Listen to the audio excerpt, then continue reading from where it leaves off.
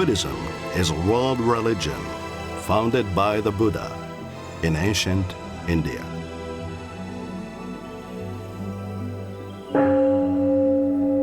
Buddhists seek wisdom, meaning, inner peace, and freedom from greed, hatred, and ignorance.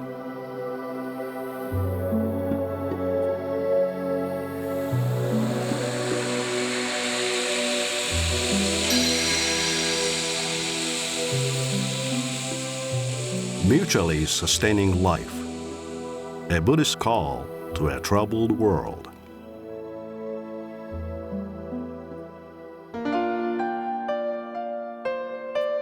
The luxuries of the palace, this healthy body, this rejoicing youth. What do they mean to me, he thought. Someday we may all be sick. We shall become aged. From death there is no escape. Pride of youth, pride of health, pride of existence. All thoughtful people should cast such pride aside. Previously, we looked at the state of Buddhism in America. Well, over the course of the next 4 programs, we'll be going back to the very origins of Buddhism, focusing on the life of the Buddha, the founder of Buddhism. The Buddha was a human being, not a god. He lived in the northeastern area of the Indian subcontinent some 2,500 years ago. The records tell us that the Buddha was born a prince of a kingdom located on the present-day borders of India and Nepal. His given name was Siddhartha, meaning he whose purpose is accomplished, and his family name was Gautama. In Sanskrit, the language of ancient India, the term Buddha meant one who has awakened. So Buddha is actually a title used to refer to anyone who attains ultimate awakening, which is the goal of all Buddhists, past and present. In other words, in Buddhism, there are as many Buddhas as there are awakened people. Yet normally, when we say the Buddha, we are referring to the Indian prince who became the founder of Buddhism. To avoid any confusion, he is often referred to as Shakyamuni Buddha. Shakya in Shakyamuni refers to the name of his clan, and Muni means the sage, thus the sage of the Shakya clan. According to Buddhist legend, one night the prince's mother, Queen Maya, had a strange dream in which she dreamt that a white elephant entered her womb through the right side of her chest, after which she conceived. 9 months later, when Queen Maya was returning to her parents' home to have the baby, she took a rest in the Lumbini garden, finding herself captivated by the beautiful flowers of the Ashoka trees. As she reached up for a branch, it is said that the tree bent itself down to meet her hand, and she gave birth standing up. And as soon as the prince was born, he is said to have taken 7 steps and proclaimed, "In the heavens above and heavens below, I alone am the honored one."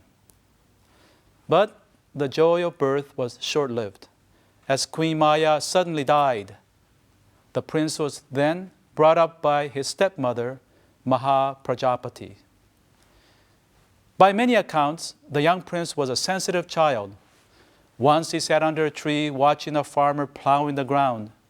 Soon the birds began to sweep down to prey on the earthworms. This shocked the young prince, and he was saddened by the fact that creatures have to prey on others. Given the sensitive nature of the young prince, his father, King Shuddhodana, was probably not surprised when a hermit prophesied that his son would be either a great king or an eminent spiritual leader. The king was fearful that his son might abandon the kingdom in favor of seeking the spiritual path. So he did everything in his power to shield him from experiencing pain and suffering. In this way, the prince was surrounded only by young, healthy, and beautiful people, and sheltered by the life of pleasure within the pristine confines of the palace. However, this all came to an end when he wandered outside the palace gates 4 separate times. On his first journey, accompanied by his driver, Prince Siddhartha rode out from the east gate in a chariot. He then came upon an old person, bent over and barely able to walk, even with a cane. Having never seen anyone like him before, the prince was puzzled and asked the driver who the old person could be.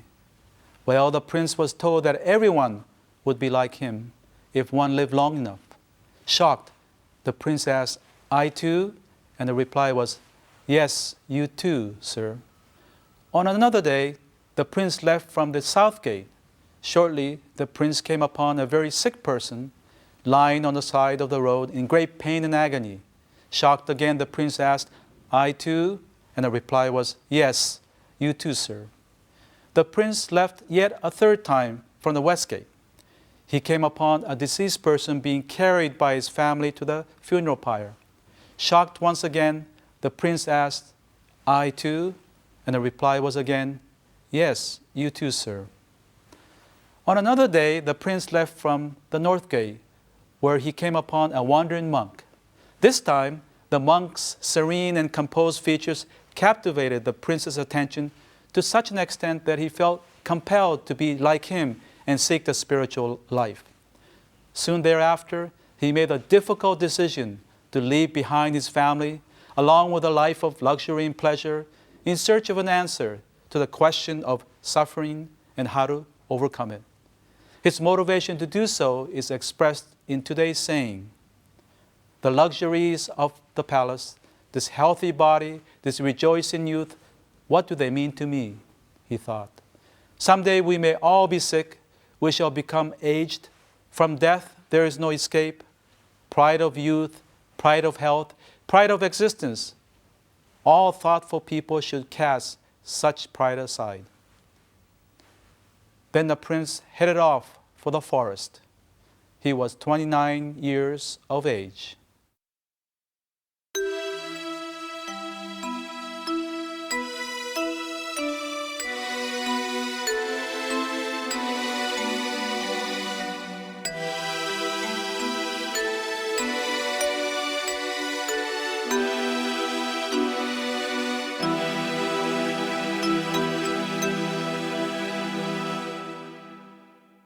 In today's modern world, many of you may wonder why and how one follows a spiritual calling. To take us on her own personal journey, our guest today is Reverend Jiho Sargent, who is a Zen priest. Reverend Sargent, thank you for coming today to be part of our program. Thank you for inviting me. You're welcome.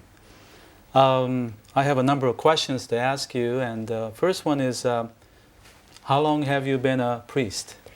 Well, I was a priest trainee for 10 years and fulfilled the qualifications of being a priest with a temple.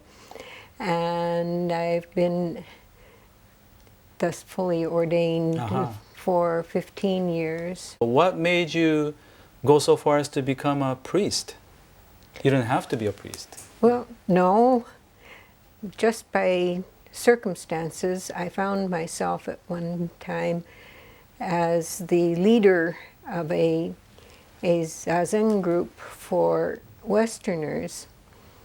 And it finally occurred to me that I had absolutely no idea what I was doing. And that I was the leader simply because the meetings were in my house. I see. Yeah. And it wasn't really much help in dealing with people. So I wanted to become an apprentice priest and have the training that priests undergo to help me. Let me ask you about your robe. You know, Buddhist priests and monks and nuns dress differently. And our robes, interestingly, I think, are a commentary on the history of Buddhism and its passage from India to Japan and then to the West, because the outermost robe that we wear is an Indian Buddhist robe. This is a miniature version of it, but the full-size one ties over the shoulder. And yours is an even more miniature version than mine. Although this one, in essence, if I open mine up, it's very similar inside.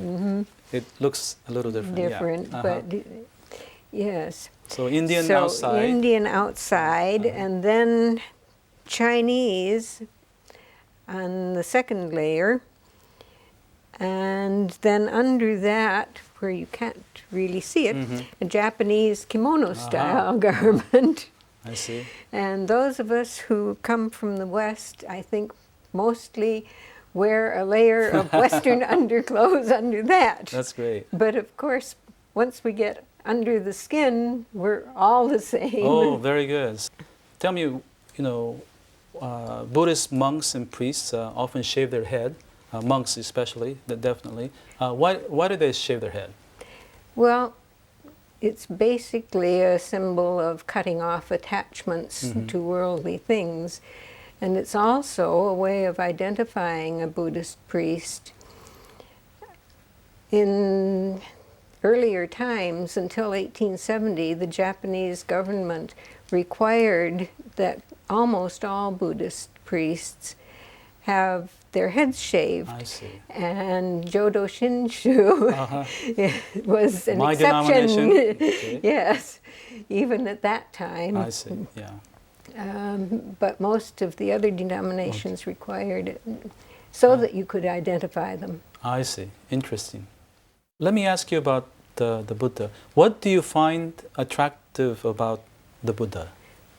Well, the thing that I find most attractive, and that attracted me in the first place, is that the Buddha didn't ask us to believe in him or anyone else, or his teachings for that matter.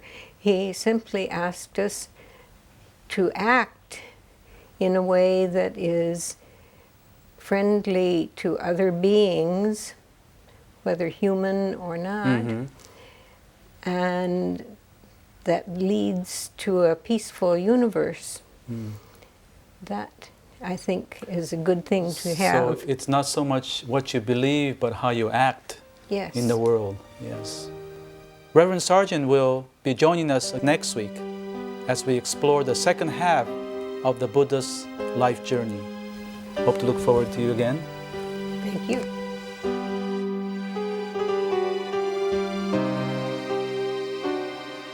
We at Bukkyo Dendo Kyokai pursue peace and happiness for people around the world.